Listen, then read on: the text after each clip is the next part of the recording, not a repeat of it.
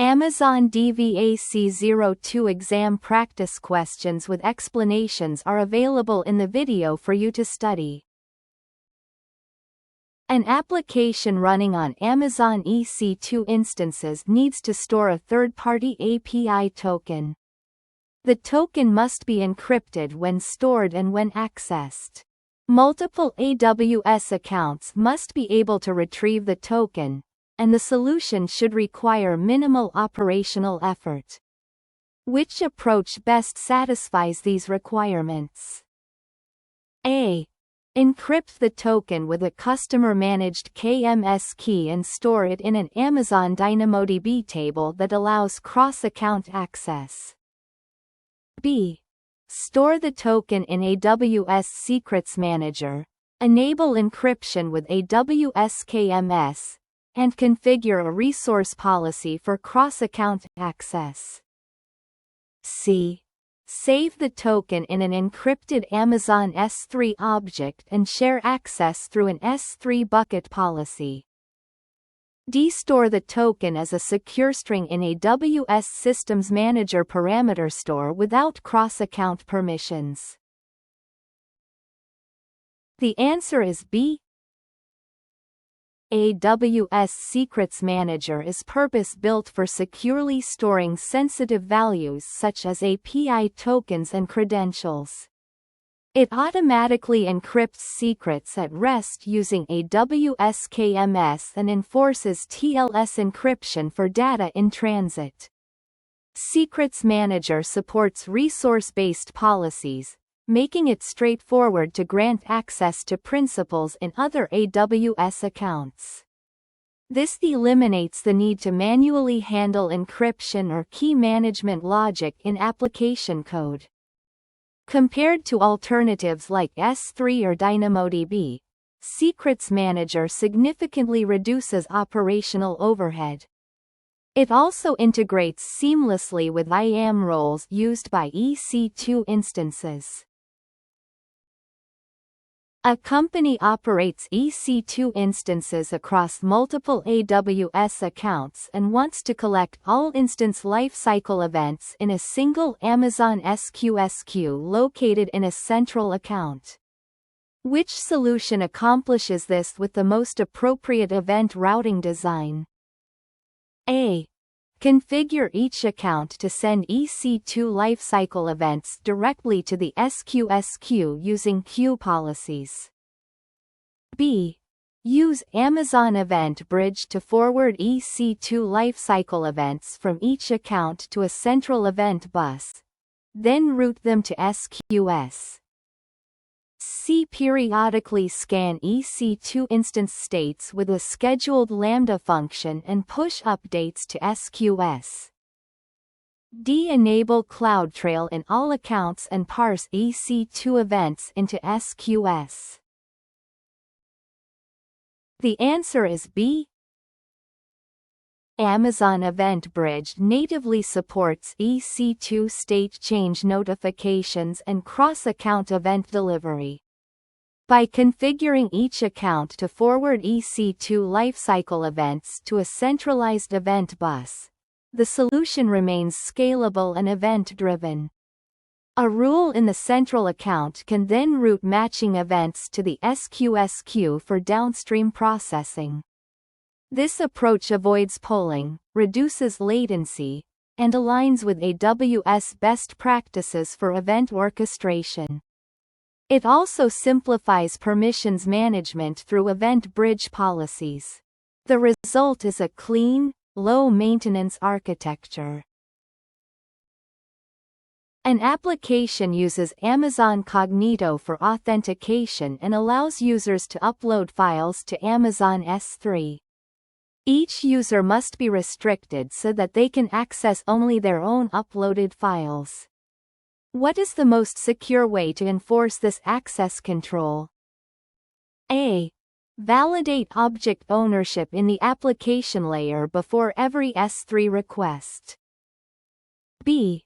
Use S3 event notifications to verify file ownership after uploads. C.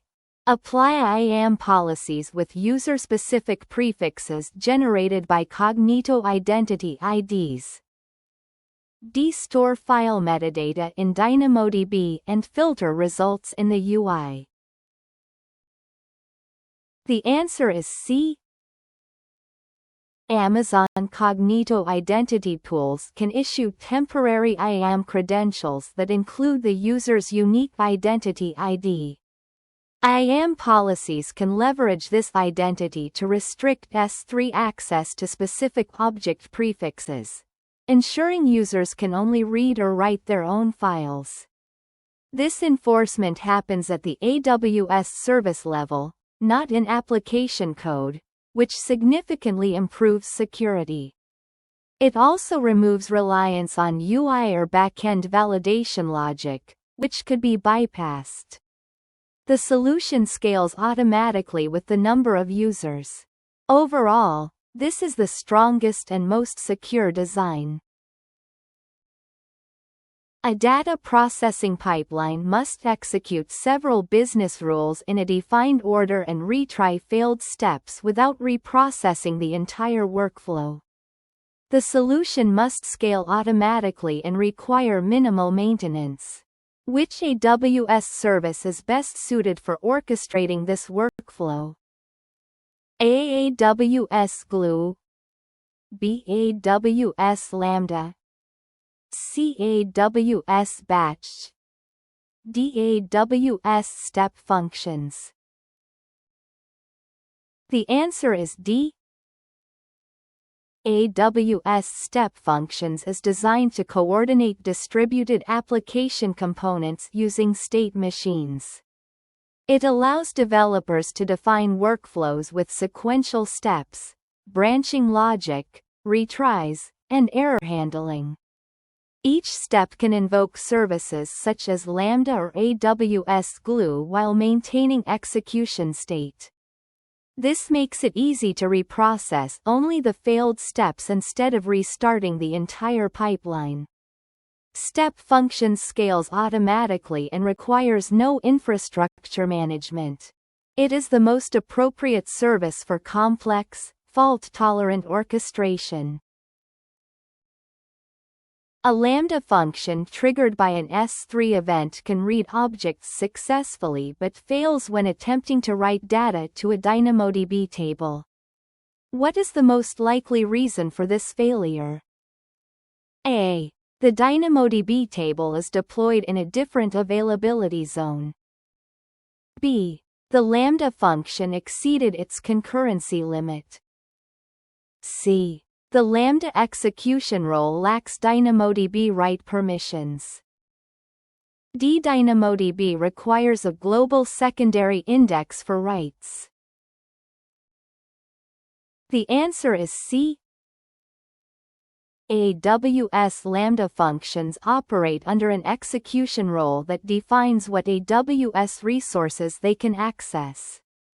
If the role does not include permissions such as DynamoDB, put item, any write attempt to DynamoDB will fail. Availability zones are abstracted away for DynamoDB, so they are not a factor. Concurrency limits affect invocation, not permissions. DynamoDB does not require a global secondary index for basic write operations.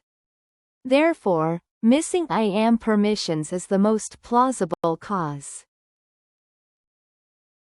A CloudFormation template must allow only approved EC2 instance types when launching stacks across multiple accounts.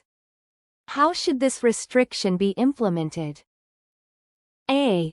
Define a mapping that lists all allowed instance types. B. Create separate templates for each approved instance type. C.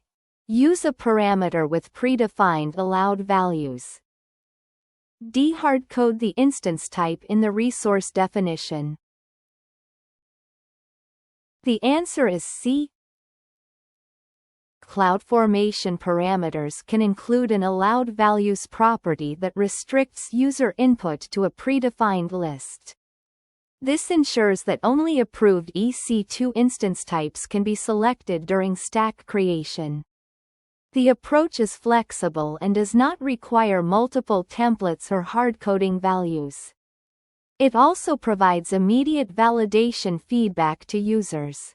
This design scales well across environments and accounts. It is the recommended method for enforcing configuration standards in templates. An application uses DynamoDB batch get item and frequently receives responses containing unprocessed keys. What two actions improve reliability in this scenario? Choose two. A. Retry requests immediately without delay. B. Retry using exponential backoff with jitter. C. Use an AWS SDK that automatically retries requests. D. Increase write capacity units. E. Disable consistent reads. The answer is B. C. Unprocessed keys indicate throttling or size limitations during batch get item operations. Retrying with exponential backoff and randomized delay helps prevent repeated throttling and reduces pressure on the table. AWS SDKs automatically implement retry logic and handle unprocessed keys gracefully. Immediate retries can worsen throttling and are not recommended. Increasing write capacity does not affect read operations. Combining backoff strategies with SDK retries provides the most resilient solution. A company wants to monitor login activity for users authenticated through Amazon Cognito and send an email notification every time a user successfully signs in. What is the most operationally efficient solution? A. Trigger a Lambda function using a scheduled event bridge rule. B. Use a Cognito post-authentication Lambda trigger to send emails. C. Analyze CloudWatch logs and send emails based on log filters. D. Poll Cognito APIs periodically for login events. The answer is B. Amazon Cognito supports Lambda triggers that execute at specific stages of the authentication lifecycle. A post-authentication trigger runs immediately after a user successfully logs in, making it ideal for sending login notifications. This approach is event-driven and does not require polling or log analysis. It integrates cleanly with Amazon SES for email delivery. The solution is highly scalable and requires minimal configuration. It is the most efficient way to react to authentication events. A Lambda function needs temporary storage for small files that are modified multiple times during execution but do not need to persist afterward. Where should these files be stored? A. Amazon S3. B. Amazon EFS. C. Amazon EBS. D. The TMP directory. The answer is D. AWS Lambda provides a local ephemeral file system mounted at the TMP directory. This storage is available during function execution and supports read-write operations with low latency. It is well suited for temporary files that do not need long-term persistence. Using S3 or EFS would introduce unnecessary latency and operational complexity. EBS cannot be directly attached to Lambda functions. Therefore, TMP is the optimal location. A developer wants to securely store one-time license keys and access them from EC2 automation scripts and CloudFormation templates at minimal cost. Which solution best meets these needs? A.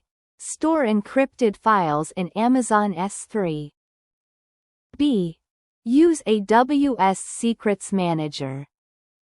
C. Use Systems Manager Parameter Store Secure String Parameters. D. Use CloudFormation No Echo Parameters. The answer is D. AWS Lambda provides a local ephemeral file system mounted at the TMP directory. This storage is available during function execution and supports read-write operations with low latency. It is well suited for temporary files that do not need long-term persistence. Using S3 or EFS would introduce unnecessary latency and operational complexity. EBS cannot be directly attached to Lambda functions. Therefore, TMP is the optimal location.